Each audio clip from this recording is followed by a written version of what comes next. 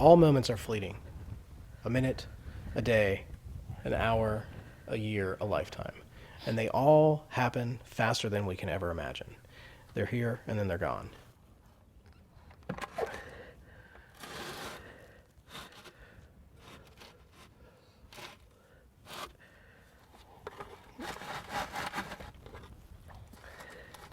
I guess the older I get, the more and more I realize that we have a finite amount of time. We are on this plane for only so long, and you have to do whatever it is that you want to do. But, there's all this emphasis on how to elongate that time. I would rather try and focus on how to make the time that I am here more useful, be more present. That seems to be more important.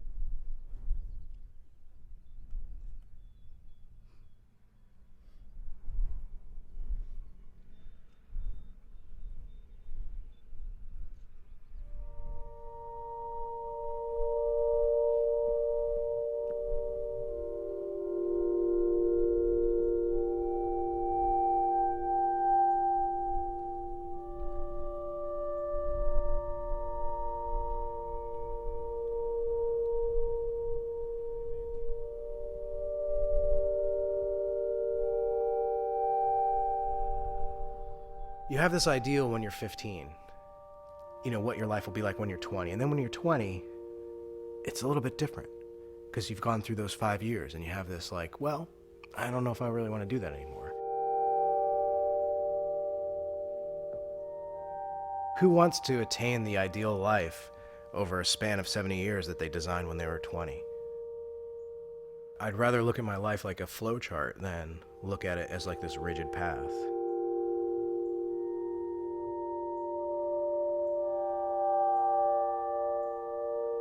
We assign value to things.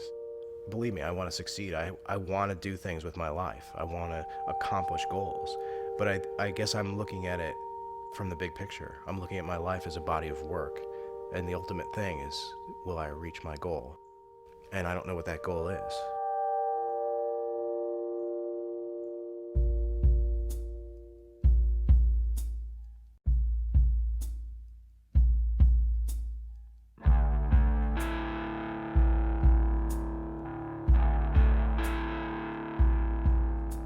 One of the main motivations of making music is feeling like I'm hearing something in my head or I'm craving something that doesn't exist. And so I can either go on without it or I can make it.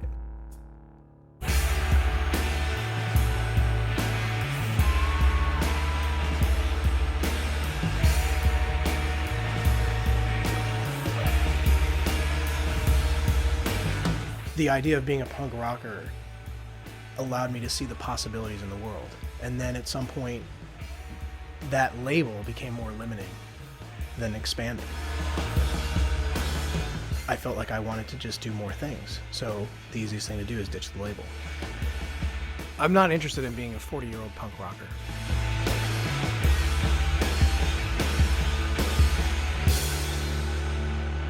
I look back at that now, And I just sort of see that as a learning period, learning how to put sounds together. And in the same way that you learn how to put sounds together, you learn how to put other things together.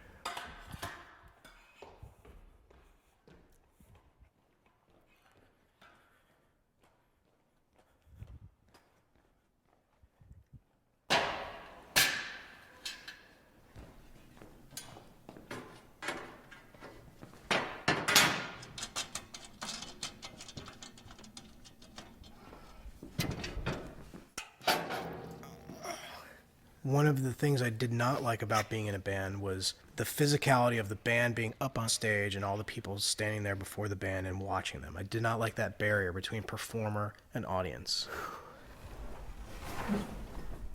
I wanted to make something that people could feel like they were part of.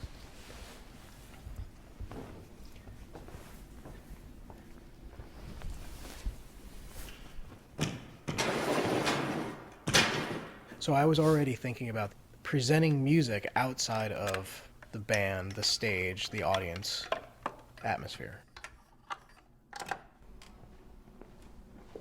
Going somewhere that you don't normally see a show and making a show.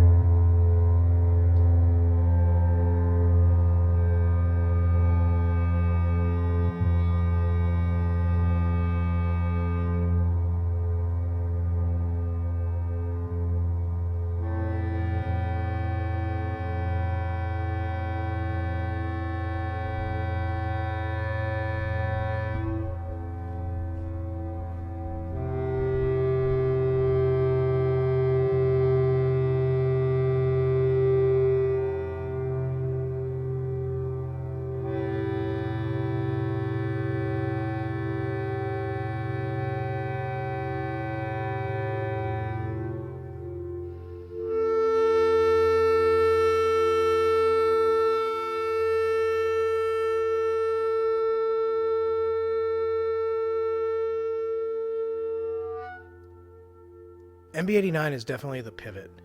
It's definitely the pivoting point from going from a performing musician to an installation artist. I wanted the music to be live because I wanted the music to change. I feel like when I'm in the cylinder, I don't necessarily see people, but I feel their presence. When they walk by the fabric, it moves. I can feel them in my space, and I'm playing accordingly. And I think that the music is supposed to be like that. It's supposed to be ever-changing and evolving, and each night is different.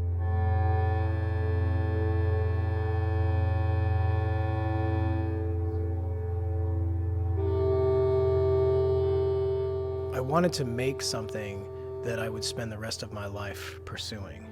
A constant in my life that I can kind of go back to.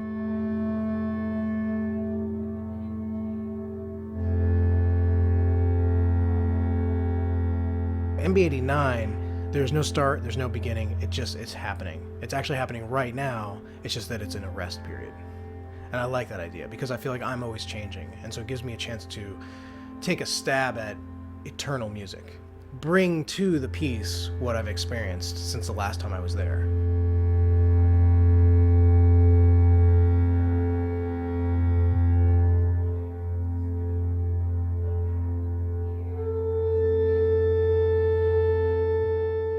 At some point, things other than music started to influence my music. For me, that was a big milestone. You know, being able to think about music, but have it be informed by other things.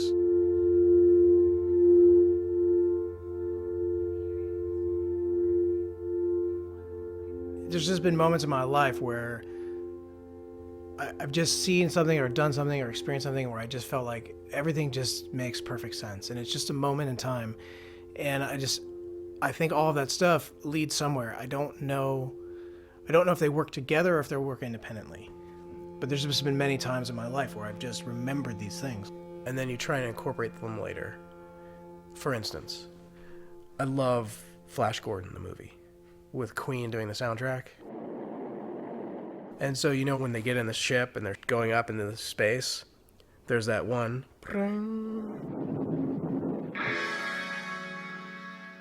That one moment in the film was beautiful, and it stayed with me forever. I feel very lucky. I have a life filled with moments of pure bliss. I'm just trying to remember them and put them all together.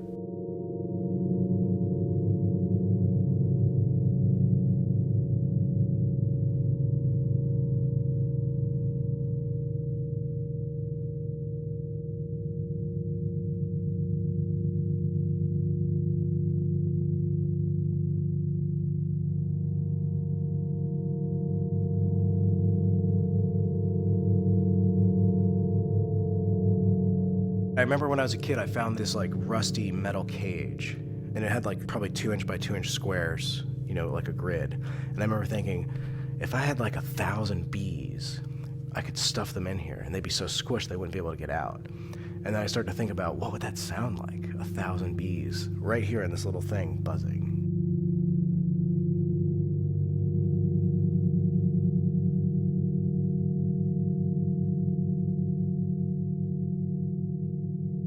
I remember things visually, and I do remember some sort of cross-pollination. I remember hearing things that I thought looked like something else, and I remember seeing things that sounded like something else.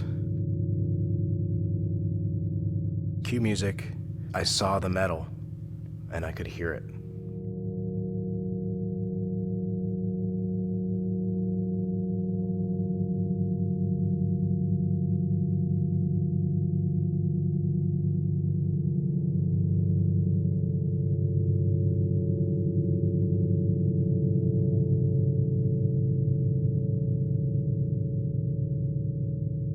I love the glow of lights. I love the effect of lights. Like, I have a very vivid memory of, I was like 13 or 14, I went to see fireworks at a neighbor's house, and I wasn't so concerned of what was happening in the sky, but the brightness was making this shadow from a bush that just was beautiful. I mean, it was like, 10 o'clock at night, and I was seeing shadows, and I think that has always stuck with me.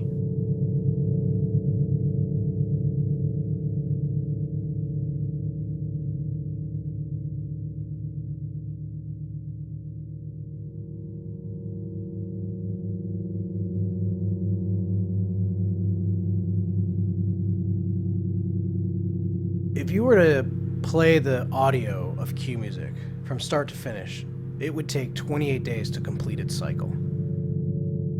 When I figured that out, I was beside myself. I thought that was the coolest thing ever. And then I started to think about the ramifications of that, really.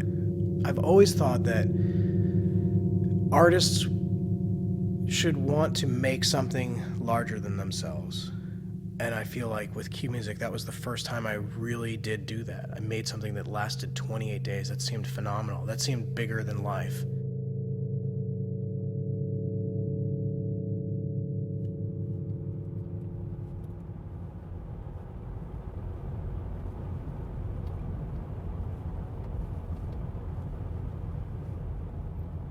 After doing cue music, I started to think about time and started to think about, what does that time really mean, and what could we do with that time?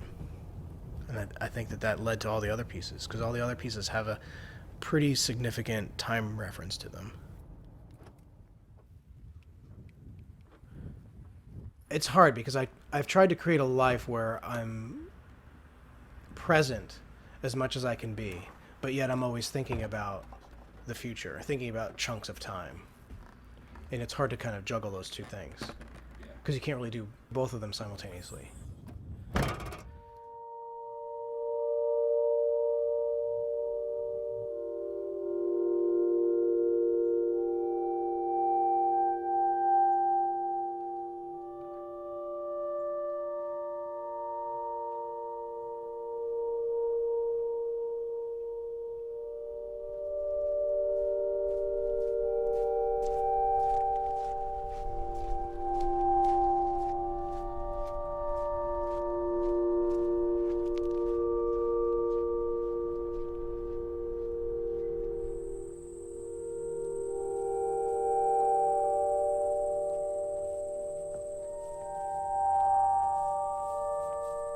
I felt like I was coming off being a guy in a band on a stage, trying to expand on what the performance is. You know, I often describe some of these pieces as like chill out rooms at raves minus the rave. They are literally environments you walk into and then you can walk out of.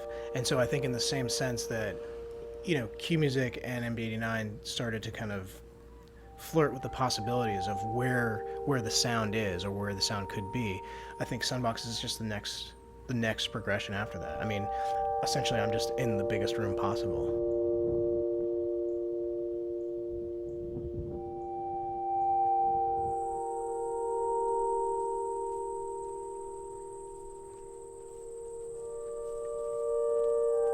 In 1995, I was on tour with China Pig and we were down south, and I remember looking out into this field and seeing all these fireflies, and some of them were closer than others, so I really got a sense of the physical space, the depth of it. I could see the chunk of field due to the fireflies, and that image stayed with me. And I think on some level, this is a sonic equivalent of that. A chunk in space. The parameters are defined by the sound.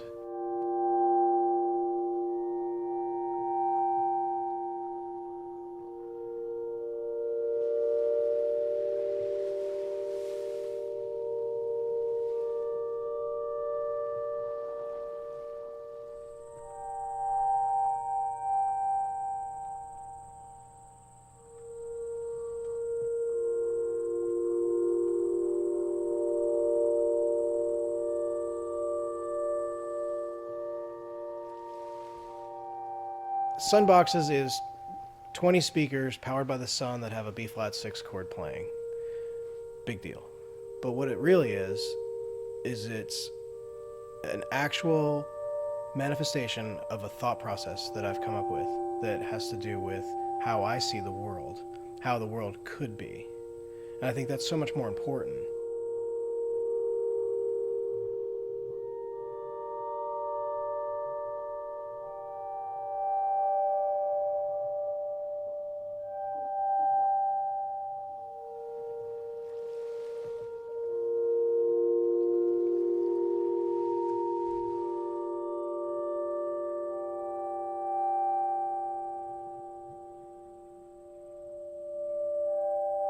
I sometimes look at these pieces as like, you know, just moments in my life, like a photograph, capturing a moment. It's just that one time, and everything kind of was put together and works, and that's it. And now that photo's done, I'm kind of moving on in my life again, waiting for the next moment to take that photo.